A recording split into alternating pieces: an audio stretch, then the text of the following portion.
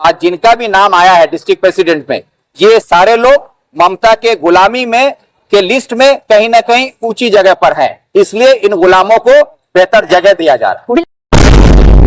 ये लिस्ट एक लॉलीपॉप की तरह है। बिल्कुल, टीएमसी सिवाय लॉलीपॉप के मुसलमानों को और दे क्या रही है? ये लॉलीपॉप ही है। शुरू से लॉलीपॉप दिखाया गया। चुनाव से पहले 10,000 मदरसों का लॉलीपॉप दिया गया। सच्चार कमेटी के रिपोर्ट को लागू करने की बात कही गई, वो भी एक लॉलीपॉप निकला।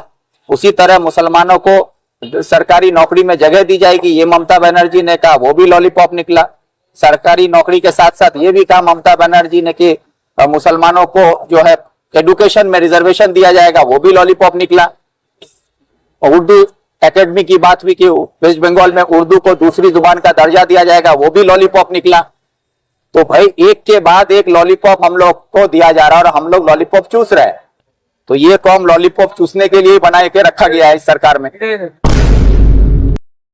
ऐसे टीएमसी जो है चुनाव से पहले 2026 में चुनाव है, उससे पहले मुसलमानों का वोटों को समेटने के लिए एक आखिरी दाव चल रही है। ये माइनॉरिटी के प्रेसिडेंट के कई नाम शामिल करके वो मुसलमानों को लुभाने की कोशिश कर रही है, जबकि ये सिवाय आई वॉश और वोट की राजनीति के अलावा और कुछ नहीं। अगर ममता बनर्जी वाकई में मुसलमानों की हमदर्द होती तो आज पश्चिम बंगाल में पिछले 15 सालों में मुसलमानों की जो बद से बदतर हालत हो रही है उस पर ध्यान देती, सच्चार कमेटी की रिपोर्ट को लागू करती, 10,000 मदरसों को देने का वादा किया था, उन 10,000 मदरसों का क्या हुआ उसका जवाब देती। आलिया यूनिवर्सिटी, मदरसा सर्विस कमीशन जैसे इदारों को जहां से मुसलमान बच्चों को अच्छी तालीम और अच्छी नौकरी का जरिया बनता, उन सबको बर्बाद करने में यह सरकार का सबसे बड़ा हाथ। और साथ ही साथ अभी हाल फिलहाल में पश्चिम बंगाल सरकार ने ओबीसी ए को ओबीसी बी में शिफ्ट कर दिया, जिससे हजारों की तादाद में इस साल एकेडमिक ईयर में पढ़े लिखे नौजवानों को हायर एजुकेशन में जो ओबीसी होने की वजह से दाखिला मिलता उससे वो महरूम रह गए। चाहे वो नीट क्वालिफाई करके कई बच्चे डॉक्टर नहीं बन पाए, इंजीनियर नहीं बन पाए, कई बच्चे पीएचडी करने के लिए जादवपुर यूनिवर्सिटी में, नॉर्थ बंगाल यूनिवर्सिटी में, रायगंज यूनिवर्सिटी में, मालदा में कहीं पर भी उनको दाखिला नहीं मिला। उन बच्चों के मुस्तकबिल को खत्म करने वाली, ये साजिश करने वाली ममता बनर्जी। अरे आप टीएमसी में मुस्लिम नेता बोल के कोई नहीं, टीएमसी में सारे लोग ममता बनर्जी के चमचे लोग, और ये चमचों के वजह से ही बंगाल में आज जो है टीएमसी की बद से बदतर हालत और मुसलमानों के नाम पर जो अकलियत के साथ जो नाइंसाफी हो रही है, सौतेलापन हो रहा है, उसके खिलाफ उठने वाली एक भी आवाज के साथ कोई भी मुसलमान नेता खड़ा है। जब वाकफ के मामला आया, कौन सा मुसलमान नेता टीएमसी का सामने सड़क पर खड़ा होकर मुसलमानों के हक में बात किया? आप कह रहे हैं कि मुसलमानों का नेता, टीएमसी में मुसलमानों का नेता में किसको मानते हैं? फिराद हकीम, जावेद अहमद खान साहब, गुलाम रब्बानी साहब, सिद्दीकुल्ला चौधरी साहब, यही मुसलमान नेता हैं। और ये सारे लोग कैबिनेट में रहते हुए, कैबिनेट में बैठकर जब मुसलमानों के खिलाफ जो साजिश रची जाती है, वहां पर उस पर जब सील बॉन्ड लगाया जाता है, तब इनके मुंह पे ताला लगा हुआ रहता है। और उसी का नतीजा है कि ओबीसी 20 में शिफ्ट कर दिया गया मुसलमानों को। आज एक भी एडमिशन नहीं, आप बांकुड़ा का जो लिस्ट निकला उसमें 23 लोगों को एडमिशन मिला है, 23 में एक भी मुसलमान नहीं। तो ये कहां है मुसलमान नेता? वक्फ के मामले में कह लीजिए, 3 तलाक के मामले में कह लीजिए, ये नुपुर शर्मा के मामले में कह लीजिए, इस तरह का कई मिसाल मैं दे सकता हूं कि जब मुसलमानों को जरूरत थी कि उनके मुस्लिम चुने हुए नुमाइंदे रहबर बन के रास्ते पर उतरे, उनके हक की मांग करें, उनके लिए इंसाफ की पुकार लगाएं, उस वक्त ये सारे लोग ममता के पल्लू के पीछे छुपे हुए रहते। कि मुसलमानों को लुभाने के लिए यह माइनॉरिटी का ताश खेला जा रहा है, और हकीकत में माइनॉरिटी के नाम पर एक एक डिस्ट्रिक्ट प्रेसिडेंट बना देने से माइनॉरिटी का भला नहीं होगा।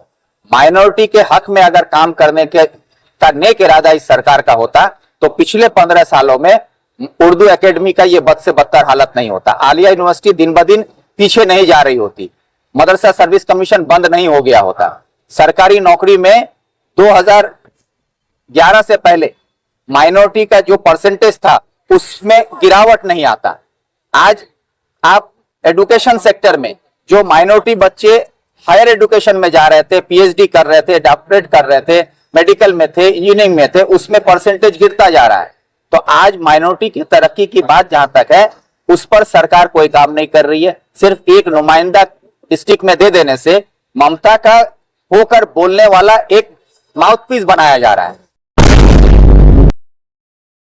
वो माइक पे मीटिंग खत्म होने के बाद बिस्मिल्लाह इंशाल्लाह माशाल्लाह अल्हम्दुलिल्लाह पढ़ा जाता है, लेकिन मुसलमानों से किया हुआ वादा 10,000 मदरसा उसके बारे में कुछ नहीं कहा जाता है। सच्चार कमेटी की रिपोर्ट पर कोई बात नहीं होता है।